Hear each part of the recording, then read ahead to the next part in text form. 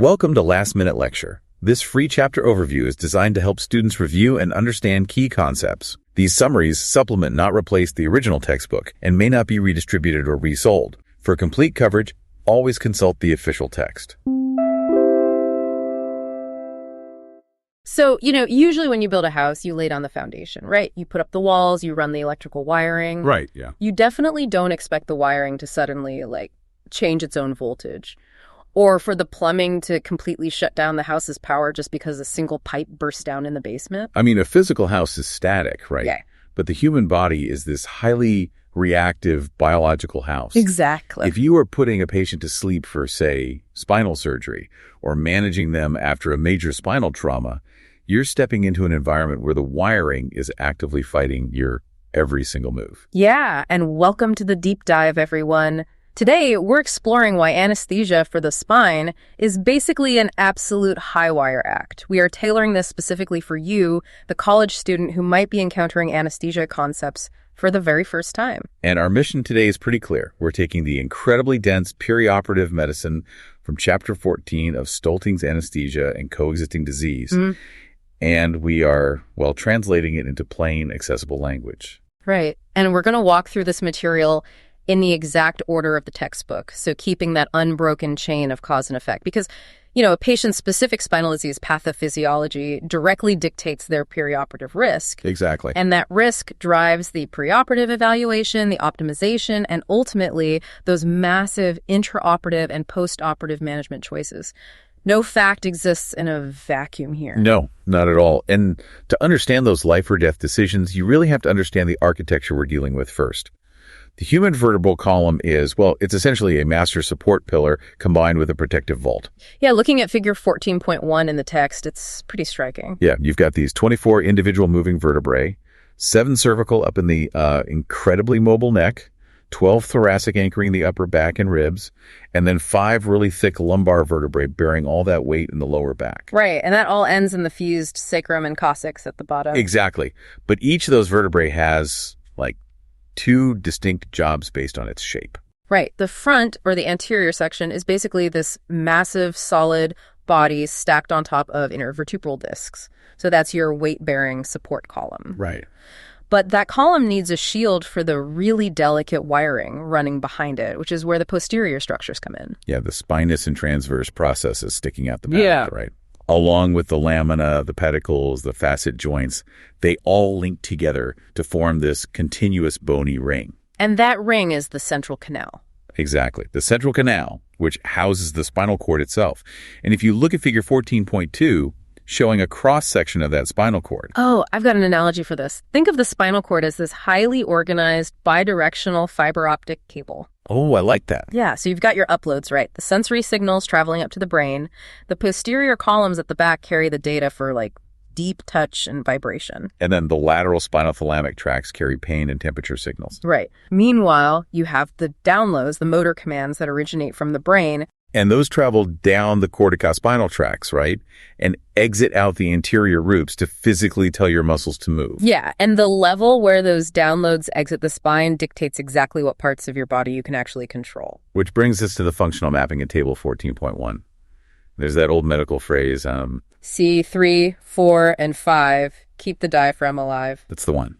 If the nerve roots of the 3rd, 4th, and 5th cervical vertebrae get injured, the signal to the diaphragm is just completely severed. Wow. So the patient immediately loses the ability to breathe on their own. Instantly. Yeah. Moving further down, C5 and C6 handle arm flexion, like your biceps.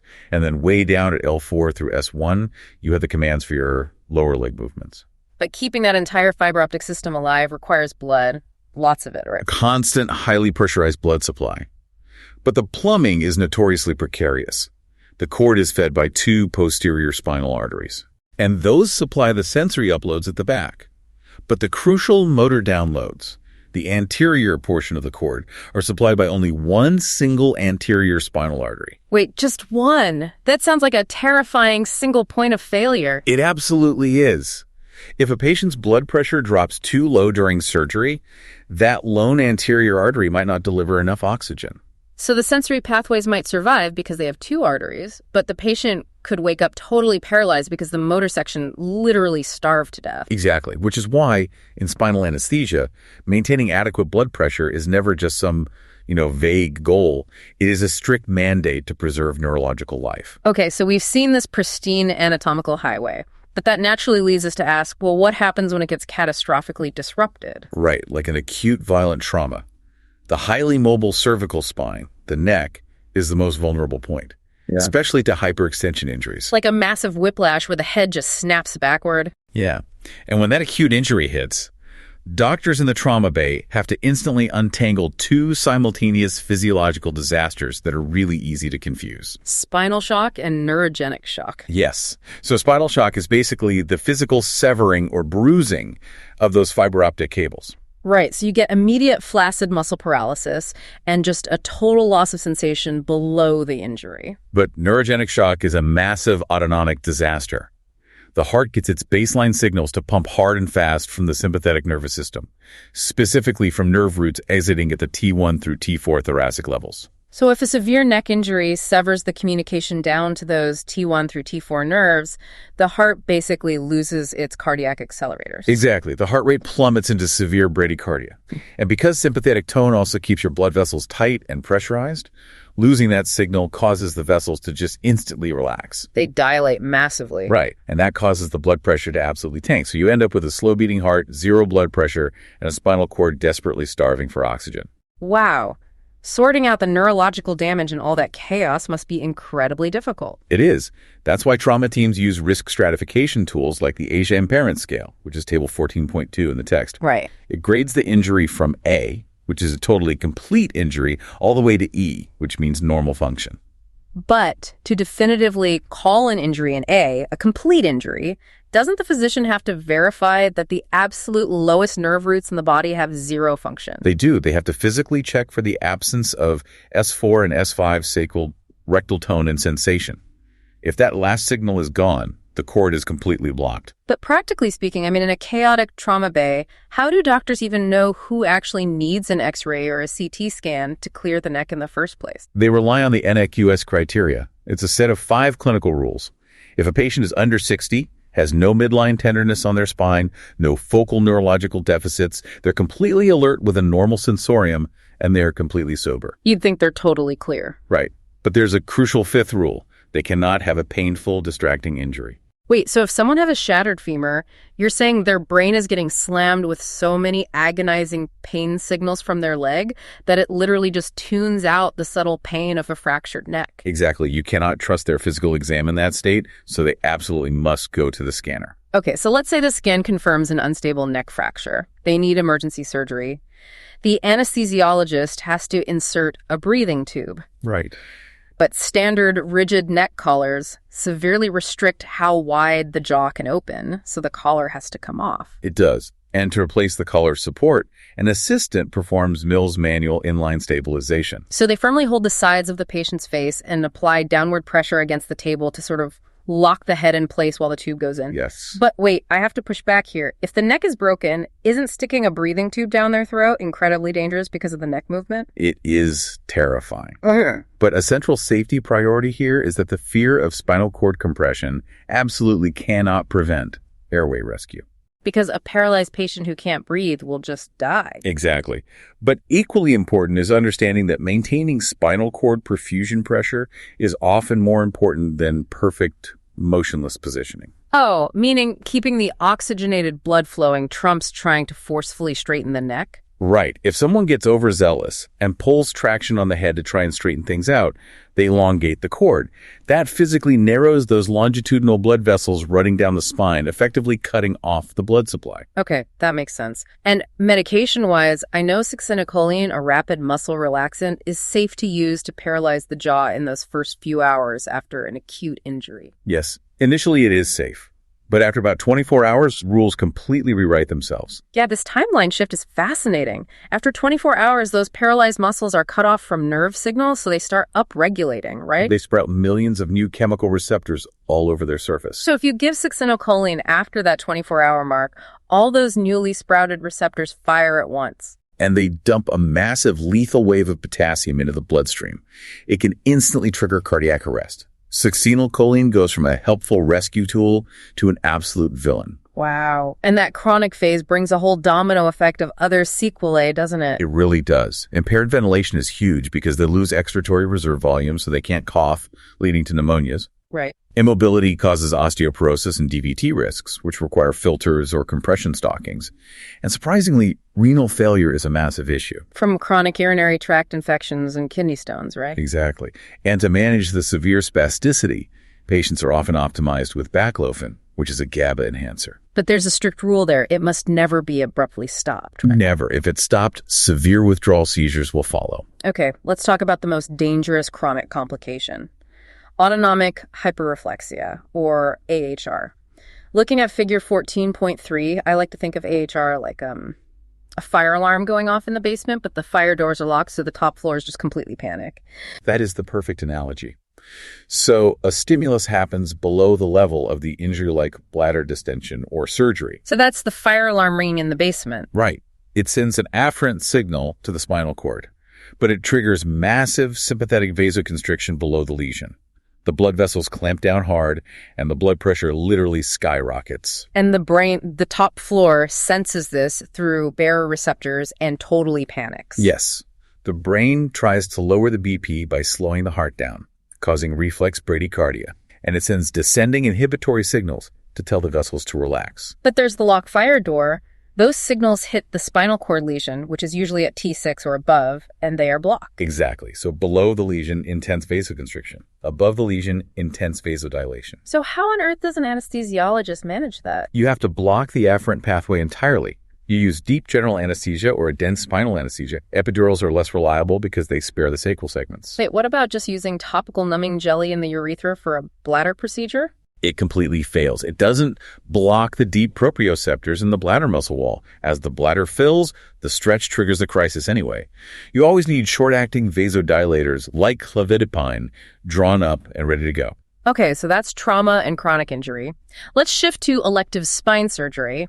The preoperative evaluation really depends on the pathophysiology, right? Absolutely. The disease dictates the symptoms. You got disc disease, where the nucleus pulposus protrudes through the annulus fibrosus. Then spondylosis or spinal stenosis, where bony spurs or osteophytes cause ischemia. Right. Spondylolisthesis, which is an anterior subluxation of a vertebra. Scoliosis, where the curvature severely impacts chest wall dynamics. And tumors, of course, like intramedullary gliomas inside the cord versus extramedullary metastatic lesions outside. And operating on these requires intense positioning. For an anterior approach through the front of the neck, there's a brilliant physiological trick they use. Oh, right. Because retracting the airway can severely stretch the recurrent laryngeal nerve against the endotracheal tube cuff. Exactly. So the safety priority is to deflate the cuff and then slowly reinflate it just until the air leak stops, which saves the nerve from being crushed. And then there's the prone position, flipping the patient face down.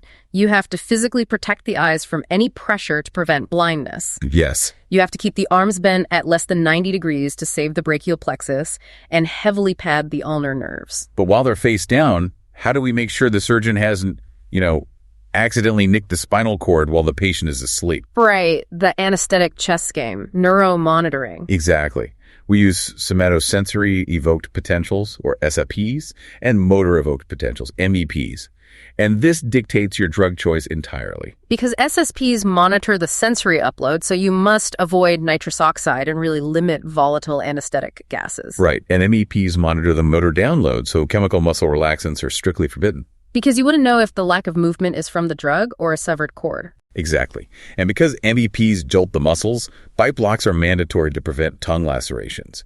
The absolute safest bet for all this is total intravenous anesthesia, or TV, using propofol and opioids. Okay, but spine surgeries are incredibly bloody. Why not just intentionally lower the blood pressure to reduce the bleeding? Oh, induced hypotension is highly dangerous here. Remember that single anterior spinal artery? Oh, right. If you drop the pressure, you impair perfusion to the brain, the kidneys, and critically the optic nerves. Which increases the risk of ischemic optic neuropathy, or ion, and permanent blindness. So instead, we maintain BP within 20% of baseline and use cell salvage machines, tranexamic acid, and albumin or crystalloids to maintain volume. Makes total sense. So let's bring it home with the final section. Congenital anomalies and degenerative diseases. Right. Looking at figure 14.4 for neural tube defects, it's a visual spectrum. Spina bifida occulta is just a single missing lamina, right? Totally harmless. Spinal anesthesia is completely safe. Right. But then you have meningocele, where just the meninges herniate, versus mild meningocele, where the meninges and the neural elements herniate outward. And there's a massive preoperative consideration there. Myelomeningocele patients have had huge childhood exposure to medical plastics from constant surgeries and catheters. So a severe latex allergy is highly likely. The room has to be latex-free. And because of their motor deficits, their muscles are upregulated, so sucks is completely avoided. What about tethered spinal cord syndrome? The cord gets stuck and literally stretches as the child grows, right? Yeah, the comornis medullaris ends up being dragged lower than the normal L1, L2 level, so there's a hard safety rule. Spinal anesthesia is strictly avoided to prevent stabbing the cord and causing further neurological injury. Got it.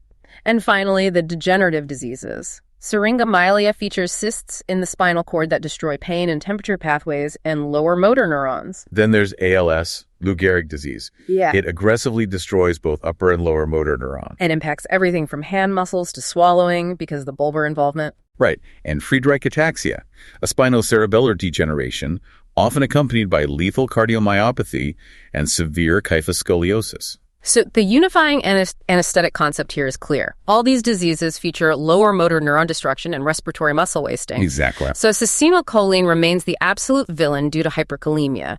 And deep extubation is avoided because they have severe respiratory depression and terrible airway reflexes. They have to be fully awake. You've got it. It really is an incredible amount of physiological data to balance. It is. I mean, whether you're treating an acute trauma, setting up prone positioning for scoliosis, or guarding the airway of a patient with ALS, anesthesia for the spine is this incredibly intricate dance. Yeah. It's all about relentlessly maintaining perfusion, choosing the exact right drugs for neuromonitoring, and obsessively guarding that airway.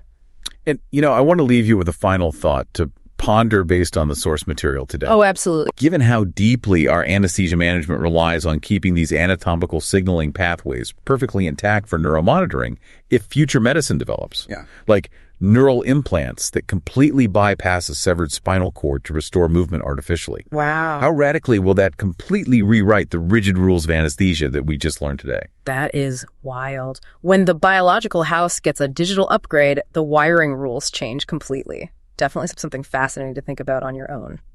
Thank you so much for joining us for this deep dive on behalf of the Last Minute Lecture team.